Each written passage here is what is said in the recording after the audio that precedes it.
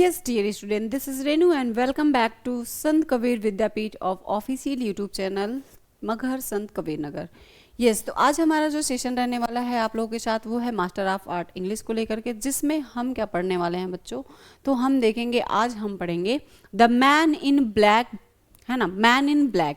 अब मैन, ये काला आदमी आपको तो दिख ही रहा होगा, है ना। इस काले आदमी का आखिर क्या एस्से है और ये किसने लिखा है, तो हम बात करेंगे कि इसको लिखा है ओलिवर गोल्ड स्मिथ। और ओलिवर गोल्ड स्मिथ का नाम लेते ही आपके माइंड में आएगा, तो ऑलरेडी हमने पढ़ चुका है इनके एस्सेज को, तो हमने बीए में ही पढ़ चुका है, बैचलर ऑफ आर्ट में ही इनके एस्सेज को बहुत सारा हमने पढ़ा हुआ है। लेकिन यहाँ पे चीज़ें थोड़ी सी डिफरेंट है और आज हम पढ़ेंगे मैन इज ब्लैक, है ना, द मैन इन ब्लैक।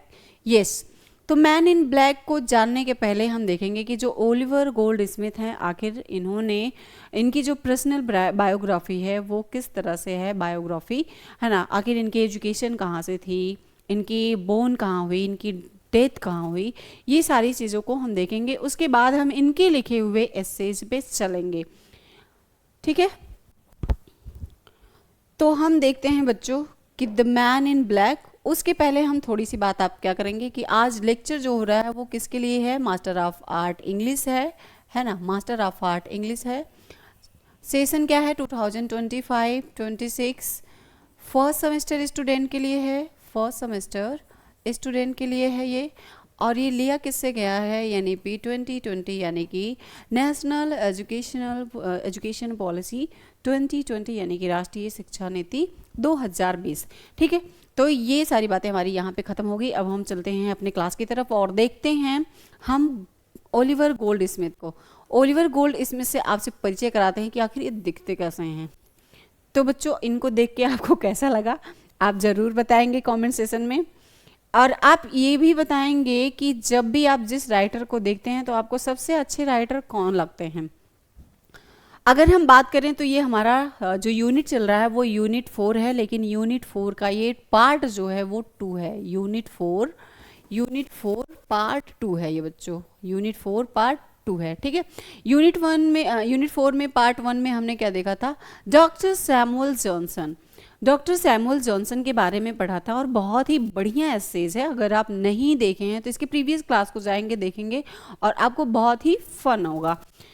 तो इस क्लास में हम क्या देखने वाले हैं बच्चों, ओलिवर गोल्ड स्मिथ को देखेंगे। ओलिवर गोल्ड स्मिथ की अगर हम बात करें तो सबसे पहले हम इनकी बायोग्राफी को देखेंगे। बायोग्राफी आखिर इनकी क्या है, तो बायोग्राफी में चलते हैं और देखते हैं कि जो ओलिवर गोल्ड स्मिथ हैं, इनकी जो जन्म हुई थी, इनकी जो डीओबी है कह सकते हैं, इनका जो बोर्न है कह सकते हैं, अगर उसकी डेट की बात करें तो 10 नवंबर है। और अगर हम ईयर की बात करें तो 1728 है। वो स्पेस कौन सी है, तो वो हम क्या नाम लेंगे, आयरलैंड, यानी कि उसको हम इंग्लिश में इन आयरलैंड भी बोलते हैं, लेकिन जब हम हिंदी उसका लिखते हैं तो हम आयरलैंड बोलते हैं। वही चीज़ यहाँ पे दिया हुआ है कि Oliver Goldsmith was born on 10 November 1728 in Ireland, यानी कि ओलिवर गोल्ड स्मिथ का जन्म जो हुआ था वो 10 नवंबर 1728 को आयरलैंड में हुआ था।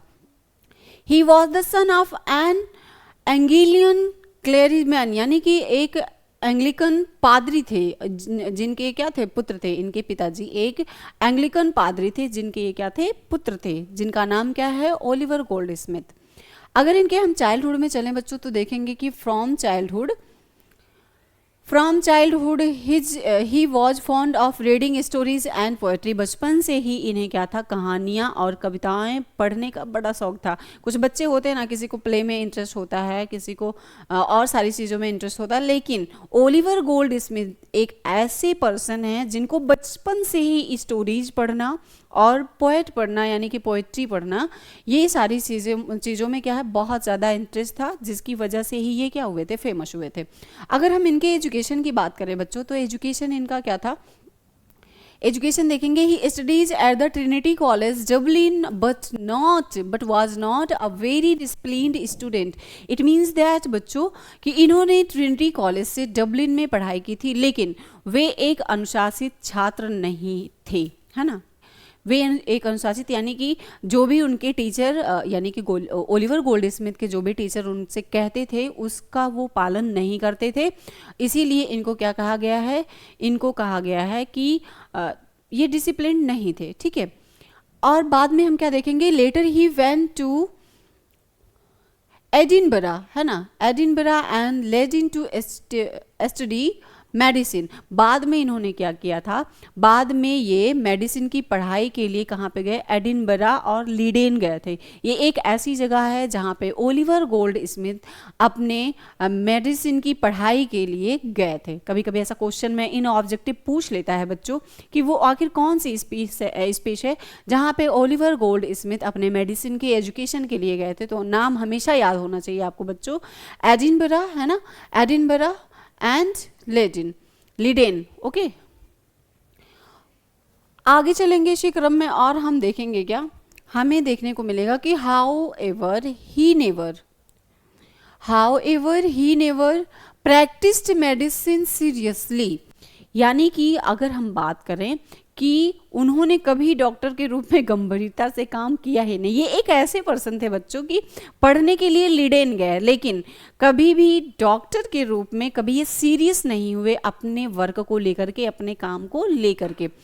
Struggle and the writing career, यानी कि इनका जो संघर्ष है, जो लेखन जीवन है, वो किस तरह से है, तो हम बात करेंगे gold Smith struggle with the poverty in London and did many small job. यानी कि जो ओलिवर गोल्ड स्मिथ हैं उनकी बात करें तो लंदन में गरीबी झेली। इन्होंने क्या किया था, कुछ बहुत सारे ऐसे राइटर हैं कि इसके पहले आपको पता था कि जब हम डॉक्टर सैमुअल जॉनसन की बात कर रहे थे इसके प्रीवियस क्लास में, तो हमने देखा था कि पैसों की वजह से उन्होंने अपनी डिग्री अनकम्प्लीट कर दी थी, यानी कि पढ़ाई को कंप्लीट नहीं किया था बच्चों, ठीक है।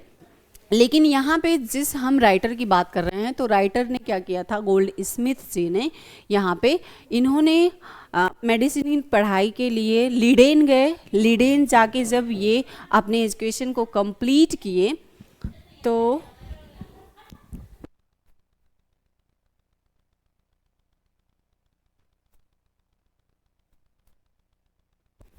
ठीक है, सॉरी, तो देखेंगे कि यहाँ पे जो ओलिवर गोल्ड स्मिथ जी हैं, ठीक है, इन्होंने क्या किया था, अपनी जो पढ़ाई वो लीडेन करने गए थे, किसके लिए, वो मेडिसिन के लिए।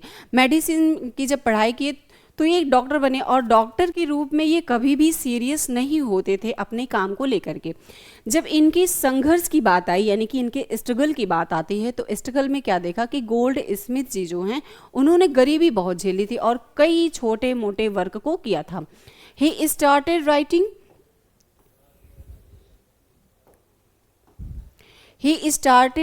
essays, articles and books to earn money. यानी कि उन्होंने पैसे कमाने के लिए क्या किए थे, निबंध लिखे, लेख लिखे और बहुत सारी किताबें लिखने शुरू किए इन्होंने, है ना।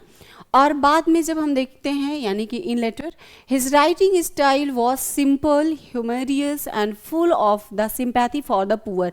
यानी कि इनकी जो लेखनी थी, वो लेखन शैली इनकी कैसी थी, बहुत ही सिंपल थी, बहुत ही कह सकते हैं कि फनिंग थी, यानी कि बहुत ज़्यादा हास्यपूर्ण थी, और गरीबों के प्रति सहानुभूति से क्या थी, भरपूर थी।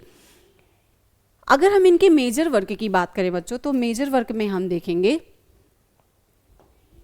मेजर वर्क इनका जो था वो विकार ऑफ वेकरफील्ड था, यानी कि एक नोवेल और फैमिली वैल्यूज को ये दर्शाता है, जिसमें द विकर ऑफ वेकफील्ड यानी कि पारिवारिक यानी फैमिली मूल्यों से ये भरा एक नोवेल था, एक उपन्यास था। और दूसरा अगर हम देखेंगे तो देखेंगे यहाँ पे the traveller, A philosophical poem about different nation. यानी कि द ट्रैवलर की अगर हम बात करें तो विभिन्न देशों में क्या था, एक आधारित दार्शनिक कविता थी, जिसको हम जानते हैं ए ट्रैवलर के नाम से, ठीक है। आगे देखेंगे इसी क्रम में, तो आगे हमें देखने को क्या मिलेगा, डिस्ट्रेड विलेज की अगर हम बात करें तो देखेंगे यहाँ पे डिस्ट्रेड विलेज जो है about the loss of rural simplicity. यानी कि डिस्ट्रेड जो विलेज है वो ग्रामीण सादगी के पतन पर आधारित एक कविता थी, जिसको लिखा था ओलिवर गोल्ड स्मिथ ने। सी स्टूप टू कॉनक्योर की अगर हम बात करें तो हम देखेंगे कि हमने बैचलर ऑफ आर्ट में इसको शायद फर्स्ट सेमेस्टर में ही पढ़ा था ओलिवर गोल्ड स्मिथ को, ठीक है। तो इसके बारे में मुझे बताने की जरूरत नहीं है, आप ऑलरेडी पढ़ चुके होंगे क्योंकि आप मास्टर ऑफ आर्ट कर रहे हैं, ठीक है। और जो स्टीप टू कॉनक्योर है, ए फेमस कॉमेडी प्ले है। आपने जब कॉमेडी एंड ट्रेजेडी पढ़ा होगा बैचलर ऑफ आर्ट में, तो उसमें ओलिवर गोल्डस्मिथ का लिखा हुआ एक प्रसिद्ध नाटक आपको मिला ही होगा। और आज हम जो डिस्कस करेंगे वो बहुत ही इम्पॉर्टेंट है, जिसका नाम है man is black. Man in black, man in black आपको याद होना चाहिए थोड़ा सा। मैंने शुरुआत में आपको बताया कि मैन इन ब्लैक किसने लिखा है, कौन से राइटर हैं, Oliver Goldsmith. A touching essay from the citizen of the world, यानी कि ये किससे टच करता है, उनका मार्मिक निबंध है, ये एक यश्य है, और जिसको हम पढ़ रहे हैं पेपर 3 में, है ना। ये master of art English paper 3 का क्लास चल रहा है, जिसमें हम पढ़ रहे हैं non fictional prose, you no.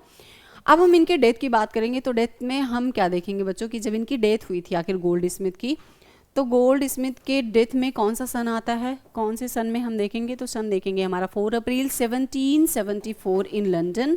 Oliver Goldsmith का निधन कब हुआ था, 4 अप्रैल 1774 को हुआ था, है ना। और अगर हम इसी क्रम में बात करें तो देखेंगे he was only 45 year old at the time of his death, यानी कि उनकी जो उम्र थी उस समय, कितनी उम्र थी बच्चों, वो उम्र थी उनकी 45 की, ठीक है, जब उनका निधन हुआ था। लेजेंसी की अगर हम बात करें तो लेजेंसी क्या होती है, यानी कि उनकी विरासत क्या है गोल्डस्मिथ की, तो गोल्डस्मिथ के विरासत की बात करेंगे बच्चों। देखेंगे यहाँ पे Oliver Goldsmith is remembered as one of the finest prose writer and poet of the 18th century, यानी कि ओलिवर गोल्डस्मिथ जो हैं वो 18वीं सदी के सबसे श्रेष्ठ गद्य लेखक और कवियों में गिने जाते हैं। His work reflect human kindness, simplicity and humor, यानी कि उनकी जो रचनाएं हैं वो मानवतावाद हैं और सरलता से भरी होती हैं, कुछ हास्य को भी इसमें दर्शाती हैं, यानी कि कुछ इंटरटेनमेंट भी इसमें करवाती हैं। कौन, इनके जो निबंध हैं वो, इनकी जो रचनाएं हैं वो। अब हम बात किसकी करेंगे बच्चों, हम बात करेंगे द मैन इन ब्लैक, जिसको लिखा है बाय ओलिवर गोल्डस्मिथ। और अब हम इसकी समरीज को देख लेते हैं।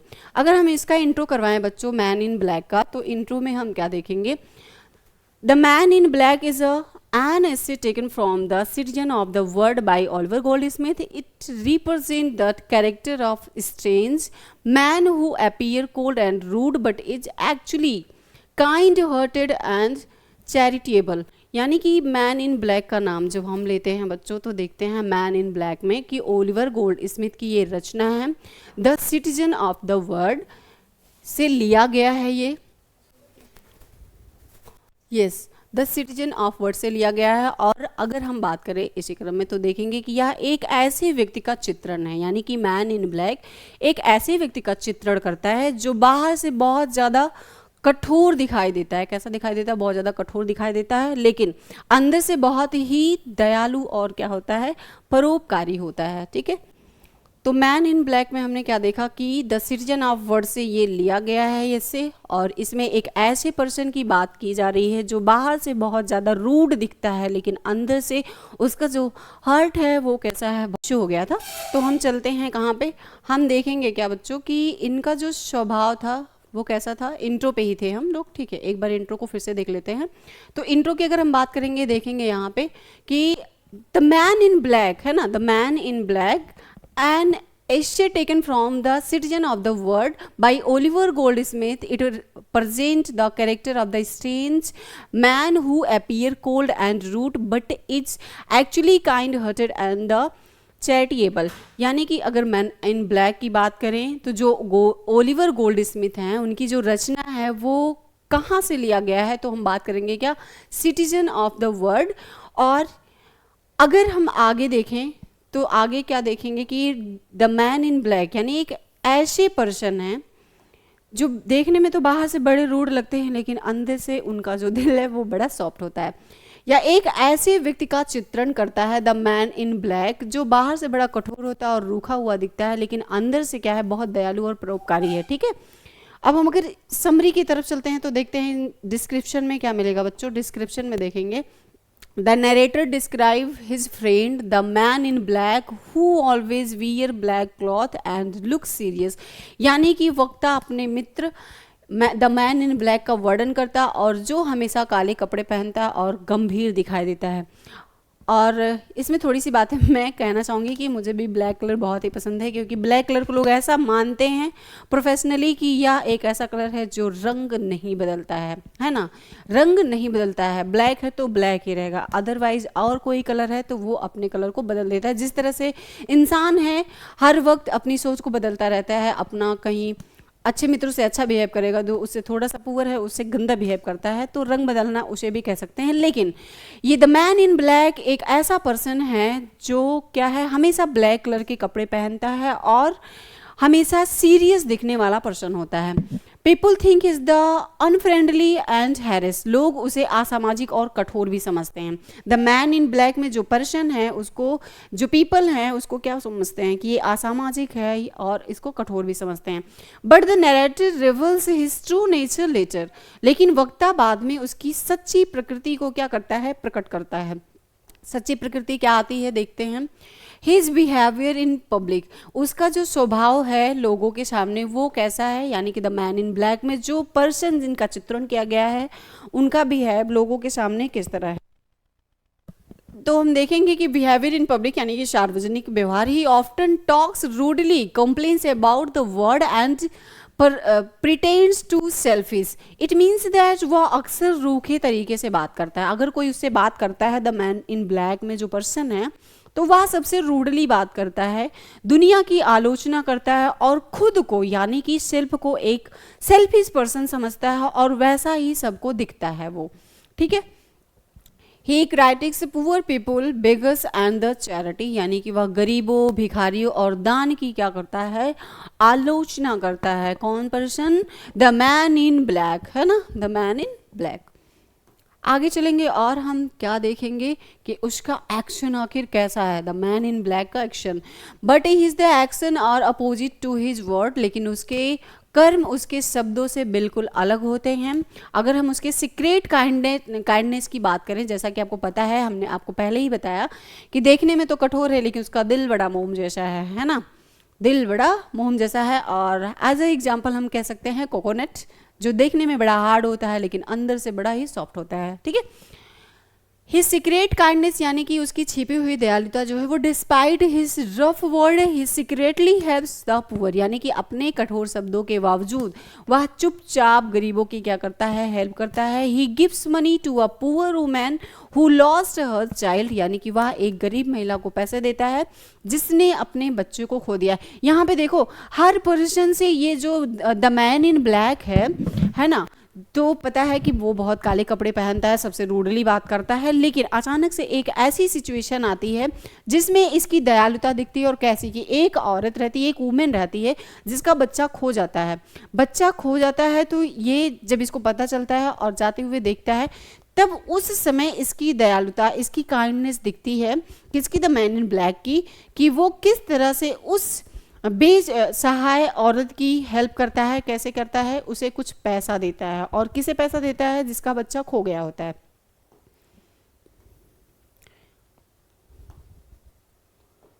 ही pays for the food of a starving beggar, यानी कि वह एक भूखे भिखारी को खाना खिलाता है, खाना भी चुपचाप खरीद देता है। ये तो देखो इसके अंदर कितनी दयालुता है, मतलब कह सकते हैं एक तरीके से ये परोपकारी भी है। क्यों परोपकारी है बच्चों, तो देखेंगे कि जिसका बच्चा खो गया था, एक बूढ़ी औरत का, है ना, उसकी इसने मदद की, उसको पैसे दिए। दूसरी इसकी परोपकार यहाँ पे ये दिख रही है कि यह एक भूखे भिखारी को बिना किसी से कुछ कहे हुए चुपचाप खाना खरीदता है और उसे दे देता है।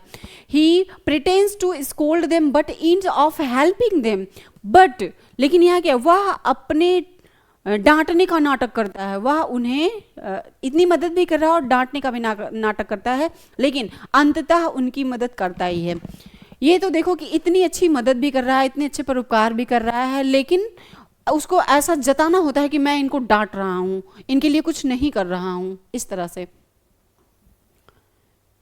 हिज फिलॉसफी यानी कि उसका जो दृष्टिकोण है वो किस तरह से, ही believe that it charity is done openly people में मिसयूज इट, वह मानता है कि अगर दान खुलेआम किया जाए तो लोग उसका गलत फायदा उठाते हैं। वाओ, वेरी नाइस थॉट, यहाँ पे मुझे बिना सोचे समझे निकल ही रहा है कि ये एक ऐसा पर्सन है कि जो कह रहा है कि वह दान ही क्या दान है जो खुले आम किया जाए, लोग उसकी तारीफ करें और लोग उसका गलत फायदा उठाएं। ठीक है, so he choose to remain hidden and help quietly, यानी कि इसीलिए वह छिपकर मदद करना क्या करता है, बहुत ज्यादा पसंद करता है। He wants to avoid praise and show off. Wow, very nice. मुझे तो यही निकलेगा। आप क्या कहना चाहते हैं इस पर्सन के बारे में कमेंट सेक्शन में जरूर लिखना। He wants to avoid praise and show off, वह घमंड और दिखावे से बिल्कुल बचना चाहता है, बहुत दूर रहना चाहता है। ठीक है, आगे चलते हैं और देखेंगे कि ये कंक्लूजन जो है वो किस तरह से बन रहा है, क्या निष्कर्ष निकालता है। कंक्लूजन की बात करेंगे, देखेंगे the man in black teach us that real kindness does not need attention of the apologise, यानी कि द मैन इन ब्लैक जो है वो हमें सिखाता है कि सच्ची दया को ना तो कोई दिखावे की जरूरत होती है और ना ही प्रशंसा की होती है। क्या समझे बच्चों कि इस जो एस्से का आशय है, इसका जो कंक्लूजन निकल के आ रहा है वो ये है कि हमें आपको सबको इसे यही सीख लेनी चाहिए कि जब भी सच्ची दया हो उसे कभी भी किसी दिखावे की ज़रूरत नहीं होती है और ना ही किसी प्रेज की ज़रूरत होती है, ना ही किसी प्रशंसा की ज़रूरत होती है। ठीक है, आगे देखेंगे Goldsmith uses humour and the irony to show the contrast between appearance and the reality, यानी कि गोल्ड स्मिथ हास्य और विडंबना के माध्यम से बाहरी दिखावे और वास्तविकता के बीच का जो अंतर है उसे दिखाते हैं। And the man many look bitter but he has a golden heart, यानी कि वह व्यक्ति बाहर से बहुत कटु दिखता है लेकिन उसका हृदय कैसा है, बहुत सोने जैसा है। बच्चों इस लाइन को आप बिल्कुल नहीं भूलेंगे कि the man many look better but he has a golden heart, वह बाहर से बहुत ज़्यादा कठोर दिखता है, बहुत ज़्यादा रूड दिखता है, बहुत ज़्यादा कह सकते हैं कि सख्त दिखता है, लेकिन अंदर से उसका जो दिल है मोम है और हृदय जो उसका हृदय है कह सकते हैं वो सोने जैसा है। तो ये इससे आपका ओलिवर गोल्ड स्मिथ जी का लिखा हुआ कैसा लगा बच्चों, आप ज़रूर बताएंगे और कमेंट में आप ये बताएंगे आपको किस टॉपिक पे और लेक्चर चाहिए। ठीक है, जिस भी टॉपिक पे आपको लेक्चर चाहिए उसको बताते रहिए, क्योंकि कभी कभी ऐसा होता है कि कुछ लेक्चर में आपका जो डाउट है वो क्लियर नहीं हो पाता, तो आप कमेंट सेक्शन में अगर लिखेंगे तो उसके लिए एक अलग लेक्चर आपके लिए स्पेशल आ जाएगी।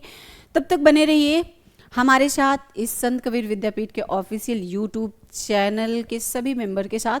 ठीक है, फिर मिलते हैं अगले लेक्चर में। Thanks for watching this video.